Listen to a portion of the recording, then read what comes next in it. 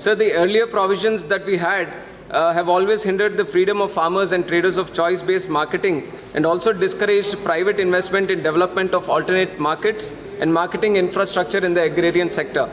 So this bill provides a direct link between traders and farmers, which just not only increases farmers' income but also reduces the marketing cost and shortens the supply chain, which helps to curb post-harvest losses in farmers.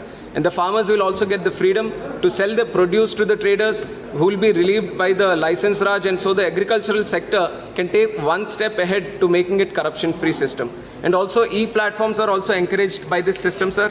And also a dispute resolution mechanism has been set up in case of disputes between the farmers and traders. And most farmers lack access to government procurement facilities such as the APMC markets. So small rural markets can also emerge as a viable alternative for agricultural marketing if they are provided with adequate infrastructural facilities, which the bill intends to do by attracting private sector. Sir, regarding these benefits, you should see that there should be a unanimity in the support this bill gets, which is not the case right now. And there seem to be some genuine concerns. Not all the opposition can be blamed on politics. There are some genuine concerns also which the central government should take into consideration, which is what I'll stress upon right now, sir.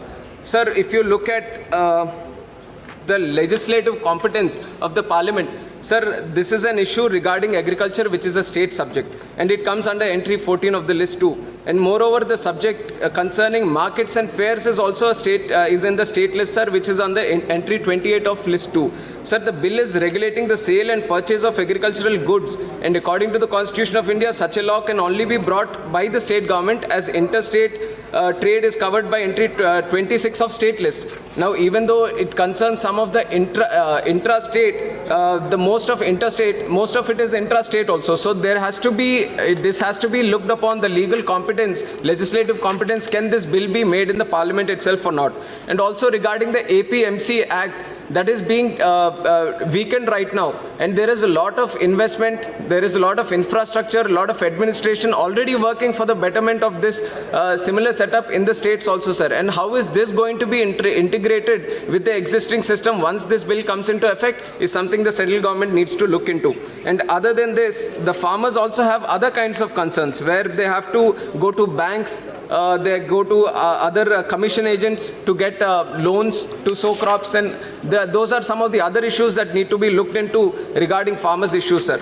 And one more important thing I want to mention is I come from a constituency which has a lot of fishermen also, sir.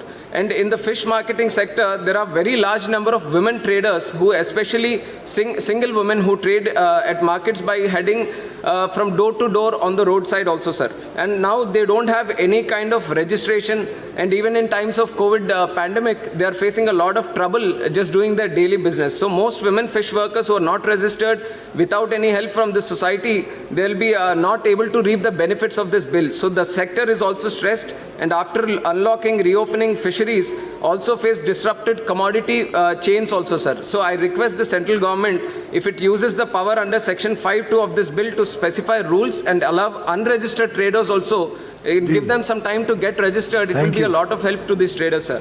And the dispute resolution mechanism which has been set up, and it says that much of these, I'll try to cut it short, sir, much of this is delegating those powers on the executives like the magistrate and district collectors. And now the courts are not being made to involve in this. The provision will just be like a partial solution, sir. Apart from trade-related disputes, farmers will have other legal battles also. It can be land-related, and it can be any other related. So in these times, I think it is better if the government thinks upon setting up agricultural tribunals in line with the provisions of Article 3 to 3B of Constitution of India. And another suggestion would be that the government, Niti Aayog has also suggested this in its report, Strategy for New India at 75, which was released by late Finance Minister Arun Jaitley ji also, sir. And when it comes to contract farming, one of the major issue is the increase in monoculture farming. Please be brief now. I'll conclude in 1 minute. I'll conclude in 1 minute, sir. 1 minute, I'll just... Okay. Contract farming can lead to monoculture farming, which can also lead to a loss of crop diversity, which is a very serious concern, sir.